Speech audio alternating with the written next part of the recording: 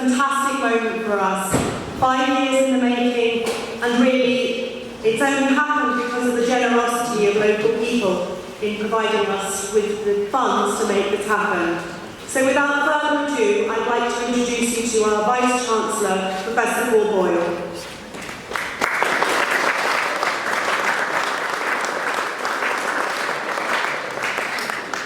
Thank you very much, Michaela, and thanks to everybody for coming along today. Obviously, we're very proud of this new facility, and we're very pleased that so many of you could find the time to come along and join us for its opening. So on behalf of the University of Leicester, I'd like to welcome you to this formal opening of this splendid new gallery extension to the Attenborough Arts Centre. We see this development as important not only for our staff and students, who of course it is important to, but as a demonstration of our corporate social responsibility to the city and the communities beyond. The City of Leicester has always embraced arts and culture and has put it at the heart of its regeneration strategy. The development of the cultural quarter has been transformative in the city. And with the opening of this new gallery, we've strengthened the cultural spine, which stretches from the city centre up through Newark and onto our campus. The City Gallery in Leicester closed long before I arrived in the city, but its reputation as a welcoming and innovative creative hub for Leicester is well remembered.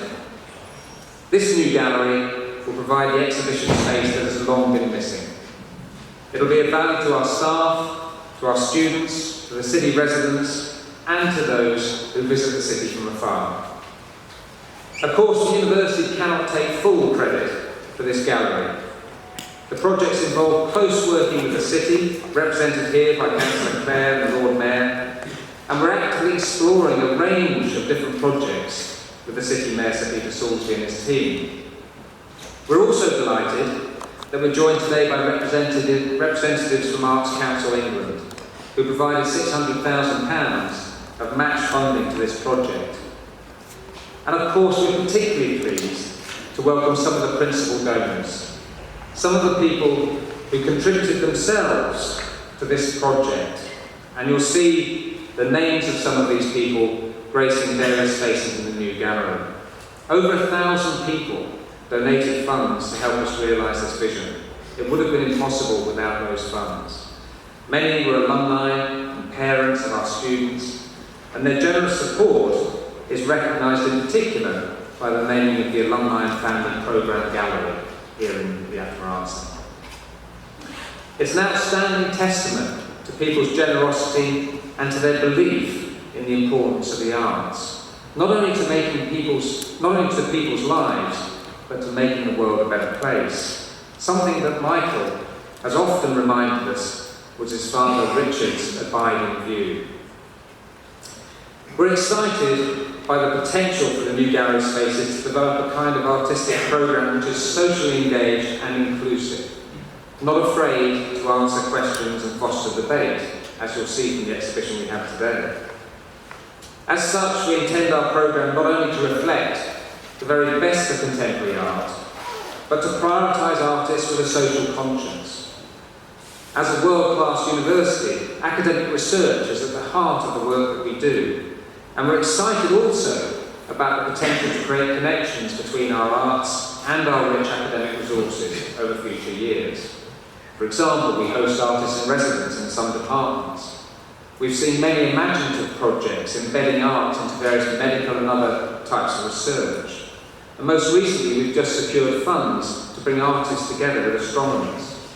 So quite an imaginative set of different artistic projects being conducted across the campus as we speak. In selecting Lucy and Jorge Orta's work for this exhibition, we were mindful of how their work contributes to our growing reputation for outstanding academic research in migration and climate change. During this exhibition on the 25th of February, there'll be a discussion here which will draw on these links, thinking hard about migration and climate change issues. Of course, the themes of this exhibition also feel like a perfect fit with our honoured guest today, David Attenborough. David provided an inspiring lecture last night at the Montfort Hall which focused on the beauty of the animal world Sadly, only 1,500 people could attend that lecture. We know that within 5 minutes of advertising the tickets, over 23,000 people had applied. So sadly, only 1,500 made it, but for those, it was a wonderful occasion. And this is indicative of the affection and interest the public feel for David and his tireless commitment to championing our responsibility for the natural world. As a new Vice-Chancellor to the University of Leicester just over a year ago, I was delighted to discover our long-standing connection with the Attenborough family, which now extends over 3 generations. David's father, Frederick, was principal of Leicester College from 1932 to 1951 and paved the way for it to become a fully fledged university with its own degree awarding powers in 1957. As we stand here today, though, it's particularly important to remember the extraordinary legacy of David's brother, Lord Attenborough, in championing the original building of the Arts Centre and its unique commitment to arts and disability. Richard's influence led to the centre being opened by Princess Diana in 1997, and a new display celebrating Lord Attenborough's life and connections can be seen in the cafe area above if you haven't already seen it. There's also his, the plate, the Picasso plate, that he's bequested to us is also on display. It's a real pleasure that our relationship with the family continues through Lord Attenborough's son Michael, and I know that the staff of the centre have really appreciated his support, energy and experience in his role as a trustee. Today's event includes artists. We have many artists here who've been involved in the centre. We've got plenty of people here who are centre staff. We've got builders and architects, a whole variety of people who've had a role in making this space a possibility. I know that Michaela in particular, the centre director, and her team have really valued all of your support during the delivery of this project. Universities across the country are taking an increasingly active role in cultural development, working closely with their local authorities and other partners. Far from being ivory tower institutions, we're actively engaged in the cultural lives of our communities, and the University of Leicester is proud to be at the forefront of such a commitment. With audiences at this centre rising year on year to over 55,000, we believe we can become a real community hub, somewhere that will play a leading role in the cultural development of our city. We're delighted that you've been able to join us today, and I'd like to hand over now to the person you really want to listen to, David Attenborough. Thank you very much.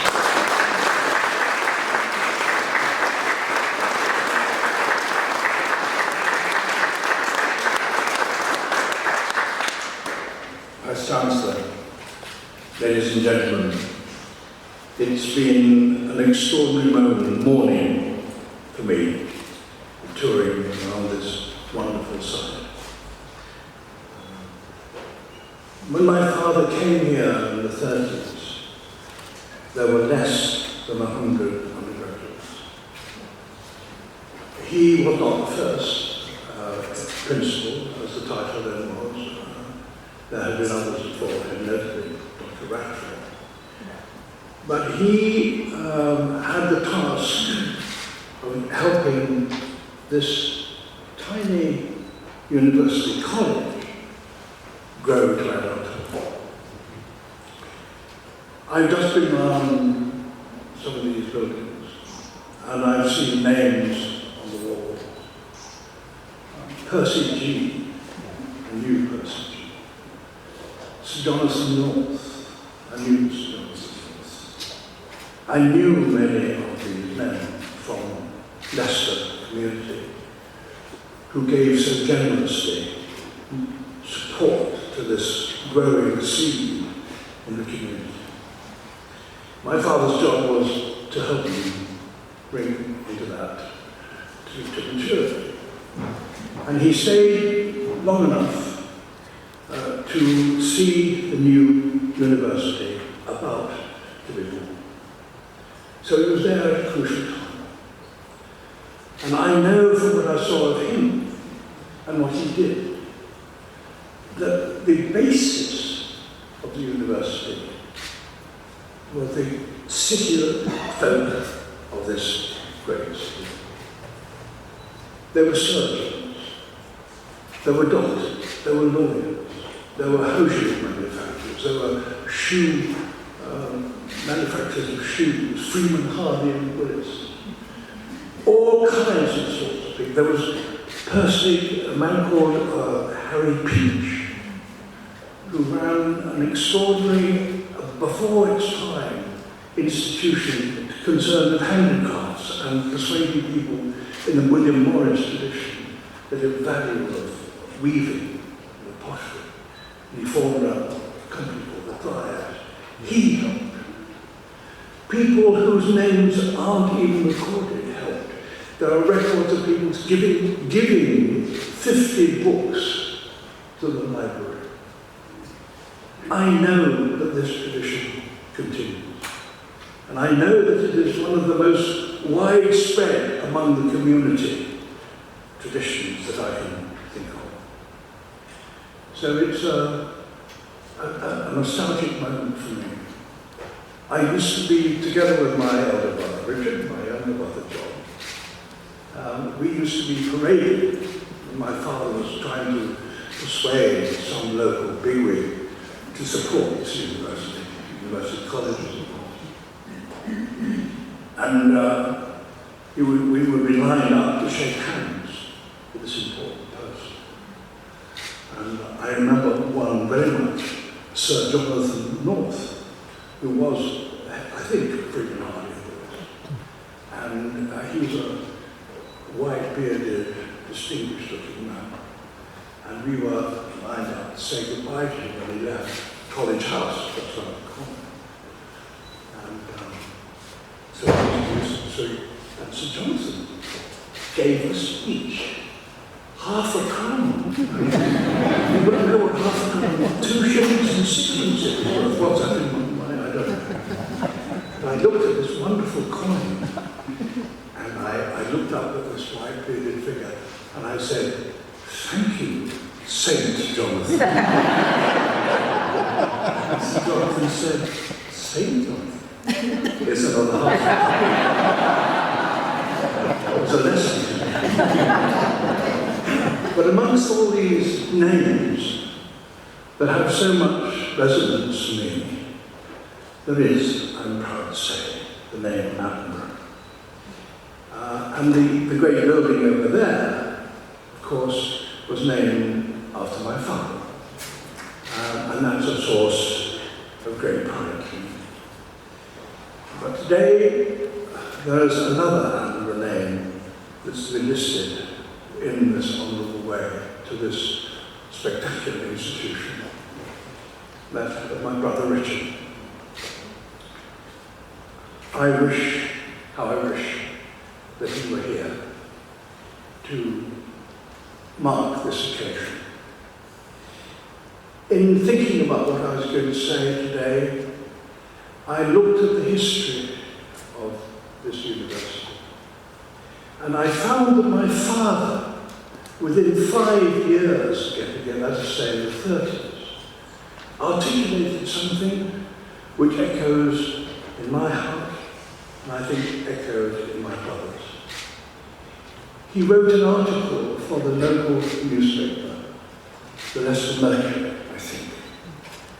And in the course of asking for support, he said this: "A university should be an institution that cares not only about commercial success, but about those things of the mind and spirit which are the distinctive mark of an educated and cultured people." My brother Richard could have written those words. So could I, if I had that kind of eloquence. So for me, this is an emotional moment, opening another building with the Attenborough name. And I am most grateful to you for allowing me to come and do so.